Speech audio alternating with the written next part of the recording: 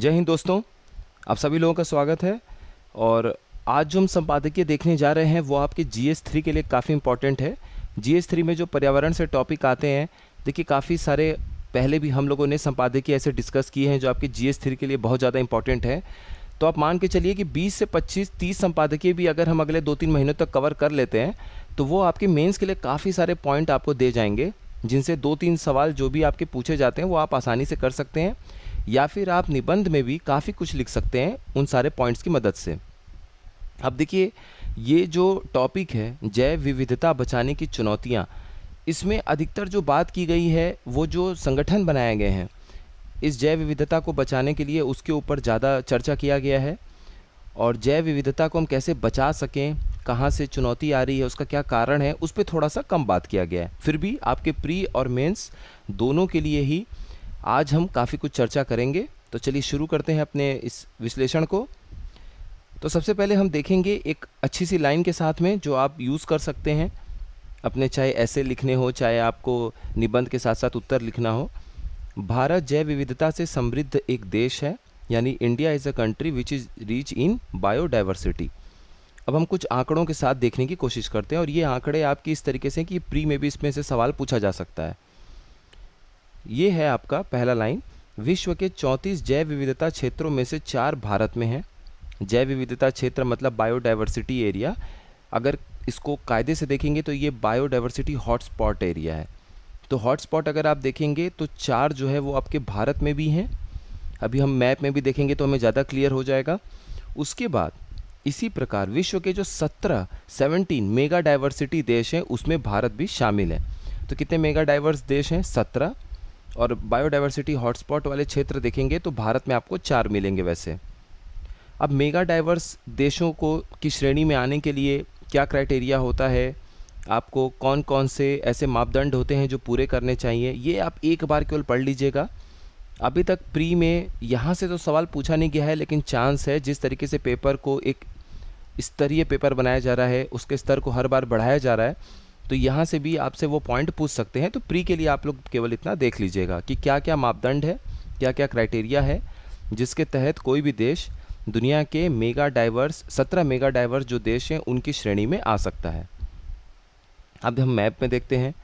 देखिए, total 34 biodiversity hotspots हैं पूरी दुनिया में। उस 34 में से आप 30 हटा दीजिए तो कितने बचे? 4। और वो 4 बायोडाइवर्सिटी हॉटस्पॉट जो है वो भारत में भी आपको देखने को मिलता है। तो अगर यहाँ से आप मैप में देखेंगे तो आपको कई सारे जगह देखेंगे। कैरिबियन द्वीप हैं, मेडिटेरेनियन वाले क्षेत्र हैं, ये कॉकस माउंटेन है जिसमें आपके कई सारे ऐसे देश आते हैं जो कॉकस वाले क्षेत्र में हैं। उसके बाद आपका यहाँ पर इंडो बर्मा क्षेत्र है। उसके बाद अपना वेस्टर्न घाट है, आप देख सकते हैं। सुंदा लैंड वाला क्षेत्र है, फिलीपींस है, जापान है। इस तरीके के देश आपको दिख सकते हैं। आगे देखते हैं। अब भारत के वो 4 बायोडाइवर्सिटी हॉटस्पॉट वाले एरिया कौन से हैं? देखिए, एक तो आपका हिमालय है, दूसरा कौन सा है? ये उत्तर पूर्व वाला क्षेत्र इंडो बर्मन वाले क्षेत्र में भी आता है। ये पश्चिमी घाट वाला क्षेत्र है, और ये अंडमान निकोबार वाला आइलैंड, अंडमान निकोबार द्वीप वाला क्षेत्र है जो कि सुंदा लैंड वाले क्षेत्र में आता है आपका। टोटल 4 बायोडाइवर्सिटी हॉटस्पॉट हैं अपने देश में, और ये टोटल अपने भारत के 1/4 हिस्से को कवर करते हैं। तो अपने भारत का लगभग 25% हिस्सा ऐसा है जो कि अति संवेदनशील और अति महत्वपूर्ण क्षेत्र है पर्यावरण की दृष्टि से। अब बायोडाइवर्सिटी हॉटस्पॉट में आने के लिए भी कुछ 2-3 पॉइंट हैं, 2-3 आपके मापदंड हैं जिसमें शामिल होना पड़ता है। वो आप प्रीलिम्स के हिसाब से देख लीजिएगा। एक मेगा डाइवर्स के लिए ऊपर जो हम लोगों ने देखा है 17 देश हैं दुनिया में मेगा डाइवर्स के, तो उस श्रेणी में आने के लिए कौन कौन सी मापदंड या क्राइटेरिया ज़रूरी होती हैं वो आप देख लीजिएगा। और एक देख लीजिएगा बायोडाइवर्सिटी हॉटस्पॉट के लिए।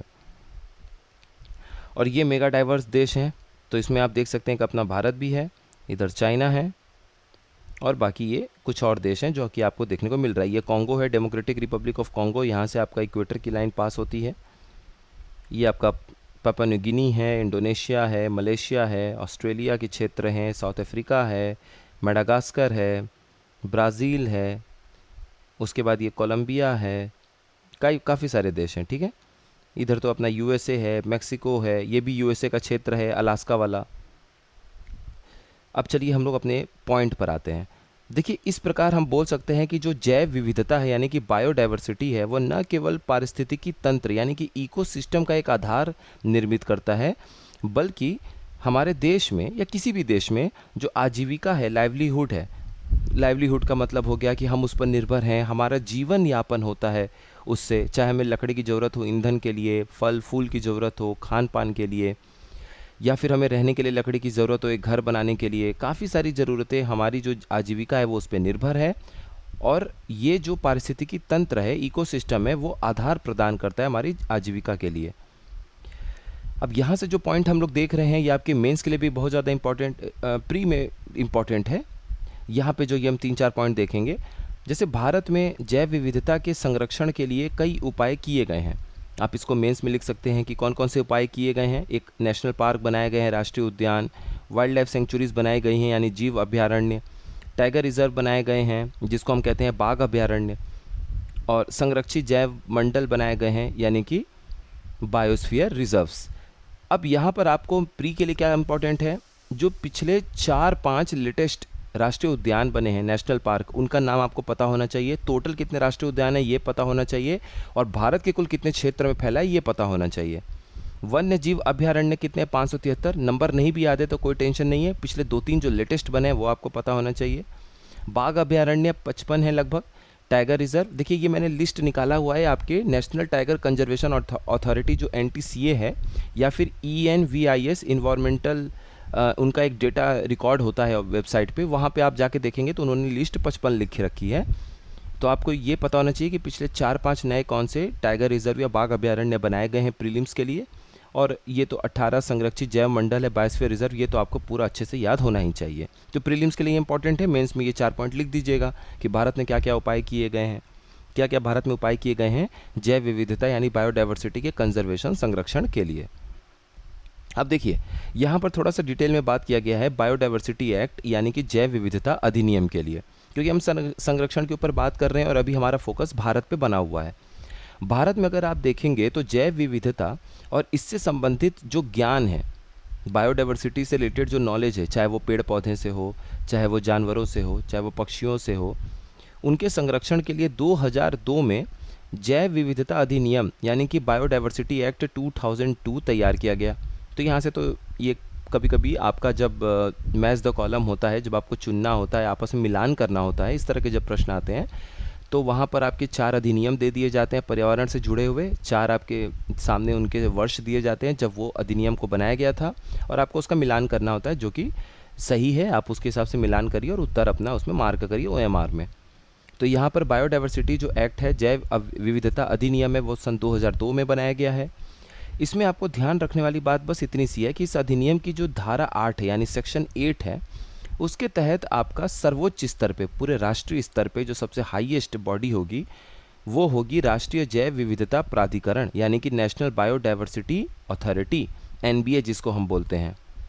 ये 2003 में यानी अधिनियम आया 2002 में, और अगले ही साल, 1 साल के बाद हमने एक राष्ट्रीय स्तर पे, सबसे सर्वोच्च स्तर पे एक बॉडी का निर्माण किया, मतलब गठन किया, निकाय का गठन किया, जिसका नाम था राष्ट्रीय जैव विविधता प्राधिकरण यानी कि नेशनल बायोडाइवर्सिटी अथॉरिटी। इसके 2 चीज़ें हमें जानना है इसके बारे में। इसका जो हेडक्वार्टर है वो क्या होता है, आमतौर पे कि हम हेडक्वार्टर को हमें नहीं पता होता है तो हम दिल्ली के साथ चले जाते हैं, लेकिन इसका हेडक्वार्टर आप लोग याद रखिएगा, इसका मुख्यालय चेन्नई है, दिल्ली नहीं है।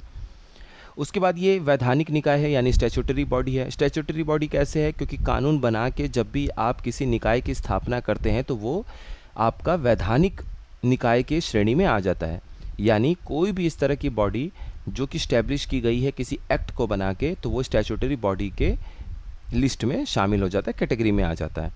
इसकी मुख्य भूमिका 2 है। क्या मुख्य भूमिका होगी, आपको बहुत ज़्यादा सोचने की भी ज़रूरत नहीं है। देखिए, कोई भी इस तरीके का जो जैव संरक्षण के लिए, जैव विविधता के संरक्षण के लिए, बायोडाइवर्सिटी के कंजर्वेशन के लिए कोई भी कदम उठाए जा रहे हैं, या कोई इस तरह इसके संरक्षण के लिए बॉडी बनाई गई है, निकाय बनाई गई है, तो उसको लेके वो नियम बना सकते हैं, उसको लेके विनियमन कर सकते हैं, रेगुलेशन कर सकते हैं। तो एक तो इसका विनियामक रोल है यानी कि रेगुलेटरी रोल है। दूसरी की क्या भूमिका है, परामर्शदाता के रूप में है। अगर आप कभी सलाह लेंगे कि ये जानवर है, ये पक्षी, हम इसको और कैसे बेहतर तरीके से ठीक कर सकें, इसकी संख्या कैसे बढ़ा सकें, ये पेड़ पौधे ख़त्म हो रहे हैं जो कि आयुर्वेदिक हैं, बहुत ज़रूरी है, इसको कैसे हम संरक्षण इसका कर सकें, तो उसमें भी ये एक निर्णायक भूमिका निभा सकता है, एडवाइजरी रोल निभा सकता है, परामर्शदाता के रूप में अपनी भूमिका का निर्वहन कर सकता है। किसके बारे में हम बात कर रहे हैं? नेशनल बायोडाइवर्सिटी अथॉरिटी यानी कि राष्ट्रीय जैव विविधता प्राधिकरण के बारे में। उसके बाद आगे देखिए, इसमें लिखा है कि इस अधिनियम के जो क्रियान्वयन की बात आती है, जब मतलब इम्प्लीमेंट जब करना होता है इस एक्ट को, तो इसके लिए 3 स्तर पे त्रिस्तरीय संस्थागत ढांचे का गठन किया गया है। 3 स्तर पे बनाया गया है। 3 स्तर पे आप समझ रहे होंगे कि एक तो राष्ट्रीय स्तर पे आपने किसी निकाय का गठन किया, उसके नीचे राज्य आता है, राज्य स्तर पे आपने किसी निकाय का गठन किया, और उसके बाद आपके क्षेत्रीय स्तर आएंगे जो कि राज्य के नीचे आएंगे। राज्य में ही क्षेत्रीय स्तर पे भी आपने एक निकाय का गठन कर दिया। तो 3 लेवल पे, ट्राई लेवल पे त्रिस्तरीय संस्थागत ढांचे का गठन किया गया है इस अधिनियम के द्वारा। अभी हम अधिनियम को थोड़ा सा पढ़ रहे हैं, लेकिन आपकी प्री के लिए काफ़ी इंपॉर्टेंट है ये। देखिए, इस तरीके का मान लीजिए है, यहाँ पे सिर्फ एक बॉडी है तो छोटा सा पिरामिड है, यहाँ स्टेट थोड़े ज़्यादा हैं और क्षेत्रीय बॉडीज़, क्षेत्रीय जो कमेटी होगी वो ज़्यादा होगी। तो सबसे ऊपर कौन सी बॉडी होगी, निकाय होगी? राष्ट्रीय जैव विविधता प्राधिकरण यानी कि नेशनल बायोडाइवर्सिटी अथॉरिटी। उसके बाद हर एक बायोडाइवर्सिटी अथॉरिटी स्टेट लेवल पे भी होगी, जिसको हम कहेंगे स्टेट बायोडाइवर्सिटी अथॉरिटी, यानी राज्यों में जैव विविधता प्राधिकरण की स्थापना की गई। उसके बाद क्षेत्रीय स्तर पे जब हम आते हैं तो स्थानीय स्तर पे या फिर हम बोल सकते हैं रीजनल लेवल पर आपको बायोडाइवर्सिटी मैनेजमेंट कमिटीज़ बीएमसीज़ देखने को मिलेंगी। बीएमसीज़ का मतलब क्या है? जैव विविधता प्रबंधन समितियों का गठन किया गया। अब उद्देश्य क्या होगा? उद्देश्य क्या होगा? उद्देश्य बिल्कुल आपको इसी से जुड़ी हुई चीज़ें सोचनी है। जैसे जैव विविधता है और उससे संबंधित ज्ञान है, उसका संरक्षण किया जाए। जैसे हमें अगर ये पता है कि ये फूल पौधे ऐसे हैं जो थोड़े से आयुर्वेदिक हैं, इनके इलाज से, इनके प्रयोग से, उपयोग से बहुत सारे इस तरह के रोगों को ख़त्म किया जा सकता है, तो आपके पास उस खास पौधे से जुड़ी हुई एक ज्ञान है, उस ज्ञान का संरक्षण करिए। कहीं ऐसा ना हो कि 2-3 पीढ़ियों के बाद लोगों को पता ही ना हो कि इस पौधे का उपयोग क्या है। दूसरा क्या इसका उद्देश्य है? इसके सतत उपयोग में मदद मिले। अब ऐसा भी नहीं है कि सन 2024 में अगर आप कहीं देख रहे हैं तो आपको पेड़ पौधे बड़े अच्छे तरीके से दिख रहे हैं जिनका आप आयुर्वेदिक इस्तेमाल कर रहे हैं, 6 साल बाद आके देख रहे हैं वहाँ सब कुछ कटा हुआ मिल रहा है। तो ऐसा भी ना हो, सस्टेनेबल यूज़ हो, सतत उपयोग हो, कि मतलब 2024 में भी हम उसका उपयोग कर पाएँ, 2025 में भी कर पाएँ, 2040 में भी कर पाएँ, 2060 में भी कर पाएँ, ताकि ऐसा ना हो कि किसी खास पौधे का जो उपयोग है वो सिर्फ हमारी पीढ़ी उसका लाभ उठा पाए और आने वाली पीढ़ियाँ उससे वंचित रह पाएँ, वंचित ना हो पाएँ। इसीलिए ऐसी कोशिश की जाती है कि सतत जो शब्द है उसका प्रयोग, सस्टेनेबल यूज़ का प्रयोग किया जाने लगा है। आगे देखिए, जैविक संसाधनों के उपयोग से जो जनित लाभ हैं उनको उनके साथ साझा किए जाएं जो इनके संरक्षण, उपयोग एवं प्रबंधन में शामिल हो। बहुत सारी ऐसी जनजातियां, बहुत सारे ऐसे समुदाय जो प्रकृति के करीब रह रहे हैं, जिन्होंने सालों से निस्वार्थ भाव से पेड़ पौधे, पक्षियां, जानवर, इनका संरक्षण किया। अब हम गए, हमें पता चल गया कि उसका यूज़ क्या है, उन्हें उतना नहीं बेहतर तरीके से पता है, तो हम उस जंगल को काट के जानवर को नुकसान ना पहुंचा दें। तो अगर हमें उससे कुछ फ़ायदा होता है तो एक तरीके से जो अब तक उसके संरक्षण में लोग शामिल हैं उसका फ़ायदा कहीं ना कहीं उन्हें भी मिलना चाहिए।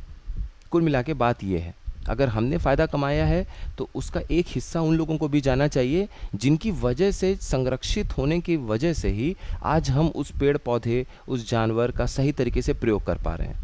ये नहीं कि जानवर का हम मार दे रहे हैं, मतलब जीते जी भी अगर हम उनका प्रयोग कर पा रहे हैं अच्छे तरीके से, बिना पौधों को नुकसान पहुंचाए हुए हम उनका उपयोग कर पा रहे हैं, तो वैसे लोगों को भी उस लाभ का श्रेय मिलना चाहिए, उस लाभ का हिस्सा मिलना चाहिए जिनकी वजह से आज वो संरक्षित हैं और हम उनका लाभ उठा पा रहे हैं।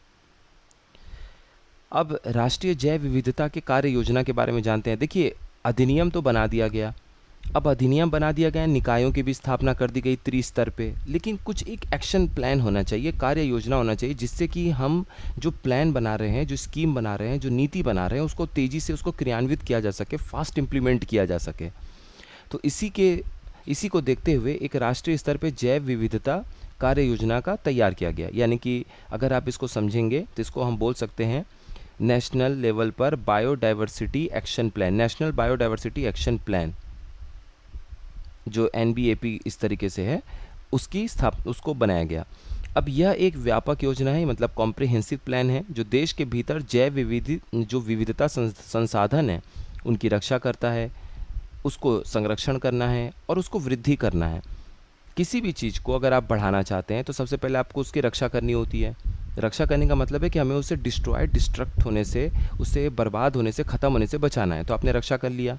अब रक्षा करने के बाद भी आपको ये सुनिश्चित करना पड़ेगा कि वो लंबे समय तक उसका अस्तित्व बना रहे, तो उसके लिए आपको संरक्षण करना होगा। और जब आप संरक्षण कर लेंगे तो उसके बाद आपको उसमें बढ़ावा देना पड़ेगा कि आज ये 10 पेड़ हैं, अब हमें कल 20 पेड़ करना है। तो सिंपल ऐसे समझ लीजिए कि सबसे पहले कोई पेड़ थे 10-15, आपको काटने से बचाना है। तो जब काटने से बचाया गया तो रक्षा किया आपने उन 10 पेड़ों का। उसके बाद अब 10 पेड़ों की स्वास्थ्य का रोज़ देखभाल करना है, तो उसको हम संरक्षण की श्रेणी में डालेंगे। और उसके बाद हम आगे देखेंगे कि हम इस 10 पेड़ को कैसे 20, 30, 40, 50 पेड़ बना पाएँ, तो उससे हम वृद्धि करेंगे। तो ऐसे देख सकते हैं आप कि रक्षा कर लिया आपने, उसको प्रोटेक्शन, संरक्षण कंजर्वेशन, और उसके बाद वृद्धि करना है, बढ़ावा देना है, तो इंक्रीमेंट, PCI समझ लीजिए, protection, conservation, increase its number. एक एग्जाम्पल यहाँ पर पेश किया गया है केरल का वायनाड ज़िले को। केरल के वायनाड ज़िले में MS स्वामीनाथन रिसर्च फाउंडेशन है, उनके द्वारा सामुदायिक जो कृषि जैव विविधता केंद्र है, कम्युनिटी एग्रीकल्चरल बायोडाइवर्सिटी सेंटर है, उसका उदाहरण ये है कि कैसे स्थानीय स्वशासन को सुदृढ़ करके स्थानीय विकास योजनाओं में जैव विविधता संरक्षण को समन्वित किया जा सकता है। ये बहुत अच्छा एक एग्जाम्पल है और इससे हमें सीखना चाहिए। अब लिखा हुआ है यहाँ पे हिमालय क्षेत्रों के भी बारे में बात हो गई है कि हिमालय क्षेत्रों में अगर आप जैव विविधता को देखेंगे, बायोडाइवर्सिटी को देखेंगे, तो एक बहुत बड़ा खतरा वहाँ पर भी मंडरा रहा है, वहाँ के जानवर, पेड़ पौधे, इन सब चीज़ों को। तो यहाँ पर बात है कि हम कारण समझते हैं पहले। अगर हम कारण समझ लिए तो उसको, अगर हम कारण को रोक देंगे, वो कारण है इनके ख़त्म होने का, नष्ट होने का। तो इसकी हिमालय की जैव विविधता को नष्ट करने वाले जो कारण हैं, अगर हम उनको समझ लिए और रोक दिए तो एक तरीके से हम उनको फिर से पुनर्जीवित कर सकते हैं। तो यहाँ पर जलवायु परिवर्तन एक कारण है। ग्लोबल क्लाइमेट चेंज हो रहा है, क्लाइमेट चेंज होने की वजह से एक बहुत ही बुरा असर पड़ रहा है, तापमान बढ़ रहा है, तो वो पेड़ पौधे जो एक लिमिट के ऊपर गर्मी को बर्दाश्त नहीं कर सकते हैं, वो मुरझा रहे हैं, वो ख़त्म हो रहे हैं। ऐसे जानवर जो कभी -10, -5 के ऊपर कभी उन्होंने तापमान नहीं देखा, अगर आप उनको 2 डिग्री दे देंगे, 4 डिग्री दे देंगे, तो उनके लिए वही 40-45 डिग्री के बराबर का गर्मी दे देगा, तो वो उसमें नहीं जी पाएंगे। उसके बाद जंगलों की कटान, देखिए बहुत सारे प्रोजेक्ट भी आ रहे हैं हिमाचल वाले एरिया में, कई सारे इस तरीके के जो रेंज है, हिमाचल रेंज है, हिमाचल प्रदेश नहीं, जो रेंज है, जो उत्तराखंड में, कई सारे जगह हो, तो जंगलों की कटान जारी है। जंगलों की कटान हो रही है तो वहाँ पर भी जो पेड़ पौधे थे वो नष्ट हो रहे हैं। उन पेड़ पौधों पे, जंगलों पे जो निर्भर थे जानवर, उनके भी घर उजड़ रहे हैं, उनकी भी एक जो पारिस्थितिकी तंत्र है, इकोसिस्टम है, वो ख़त्म हो रहा है, तो इसकी वजह से उनकी भी संख्या घट रही है। बार बार लगने वाली अनियंत्रित आग, अब तापमान बढ़ने की वजह से इस पे हम लोगों ने काफ़ी डिटेल देखा हुआ है, तो आप ये समझ सकते हैं। जल धाराओं का भी सूखना जारी है, ग्लेशियर्स पिघल रहे हैं ज़रूरत से ज़्यादा, समय के हिसाब से ठंड में उतने ग्लेशियर्स जम नहीं रहे हैं, जिसकी वजह से जो नदियां हैं उनको उतना बहाव वाले पानी नहीं मिल रहे हैं। जब उनके बहाव के लिए जितनी ज़रूरत है पानी का, जितना नेसेसिटी है, वो पूरा नहीं हो पाएगा, तो जल धाराओं का सूखना जारी देखने को मिल रहा है। वन प्रबंधन भी कोई बहुत बेहतरीन नहीं है और लोगों में जागरूकता की भारी कमी है। जैसे BDP के बहुत सारे लोग, एक बार आपको याद होगा हमने संपादकीय कि मैं पढ़ा था कि इंसानों के द्वारा जो जंगलों में आग लगती है उसका सबसे बड़ा कारण क्या है कि लोग जो सिगरेट, बीड़ी ये पी के जंगलों में फेंक देते हैं, वो आग पकड़ लेता है कुछ पत्तों में, उस कुछ पत्तों से अगले पत्ते में आग फैलता है और धीरे धीरे करके वो जंगल की आग में तब्दील हो जाता है। तो वैसे तो ये मानना बड़ा कठिन होता है, लेकिन ये सच्चाई है बहुत बड़ी। इस वजह से क्या होता है, अब इतने अगर ज़्यादा नुकसान पहुँचेगा पेड़ पौधे और जानवरों को, तो इसकी वजह से कई प्रजातियों के सामने अस्तित्व का ही संकट अब मंडराने लगा है। देखिए, याद रहे कि जंतुओं और वनस्पतियों की अनगिनत प्रजातियां ही हिमालय को जैव विविधता का एक अनमोल भंडार बनाती हैं। ये लाइन आप कहीं भी लिख सकते हैं। किसी भी जगह पे अगर कोई भी जैव विविधता का अनमोल भंडार मिलता है तो उसका कारण होता है जंतुओं और वनस्पतियों की अनगिनत प्रजातियों का वहाँ पर मिलना। तो आप ये कहीं भी इस्तेमाल कर सकते हैं।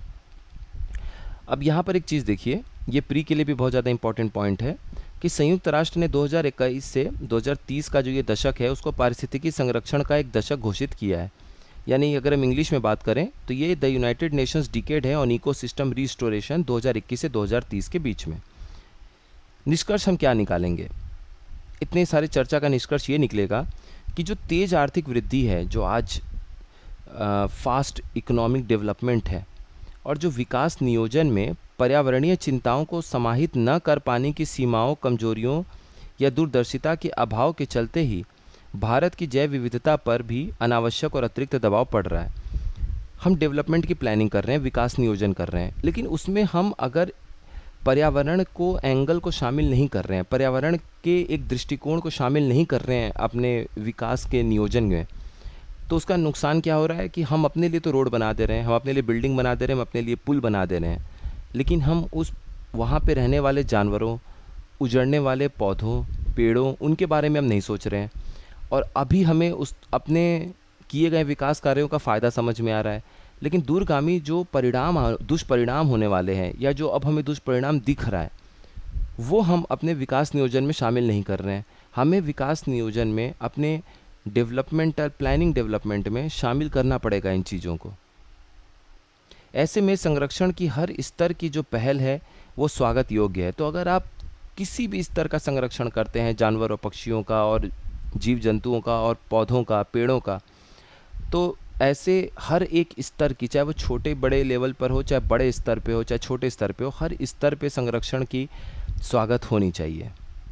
जैव संपदा और मनुष्य जो है उसके अस्तित्व के बीच सीधा और गहरा नाता है। अब जंगल समाप्त कर देंगे, कार्बन डाइऑक्साइड की मात्रा बढ़ जाएगी, शुद्ध हवा एयर क्वालिटी जो है वो घट जाएगा, हवा की गुणवत्ता घट जाएगी, श्वास लेने में तकलीफ़ होगा। हम अच्छी हवा श्वास नहीं लेंगे तो अपने फेफड़ों को समय के साथ नुकसान पहुंचा रहे होंगे, हमारी उम्र घटेगी।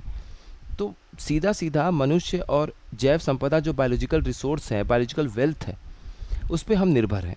एक गहरा रिश्ता है। भारत की करीब 50% आबादी वह है जिनका घर या तो जंगल में है या फिर जंगल से जिनका अटूट रिश्ता है। ऐसे में यही लोग जैव विविधता के नैसर्गिक पहरेदार हैं, यानी कि नेचुरल गार्ड हैं। तो हम अगर इनको ट्रेनिंग देते हैं, इनके साथ तालमेल बैठाते हैं, जो अपना जीवन, अपनी आजीविका सीधा सीधा जंगलों पर निर्भर है, या जिनका उठना बैठना रहना सहना सब कुछ जंगलों पर निर्धारित है, तो अगर हम उनको नैसर्गिक पहरेदार के रूप में शामिल करते हैं अपनी प्लानिंग में, नियोजन में, यानी कि नेचुरल गार्ड के रूप में हम उनको समझते हैं, शामिल करते हैं, उनका स्वागत करते हैं, उनकी इज्जत करते हैं, तो न केवल हम उनकी आजीविका को बचा पाएंगे, उनके जीवन को बचा पाएंगे, बल्कि पेड़ पौधे को बचा पाएंगे और अब खुद को भी बचा पाएंगे। तो ये अपना निष्कर्ष पूरा होता है। मिलते हैं नेक्स्ट इन्फॉर्मेटिव वीडियो में। आप सभी लोगों का बहुत बहुत धन्यवाद।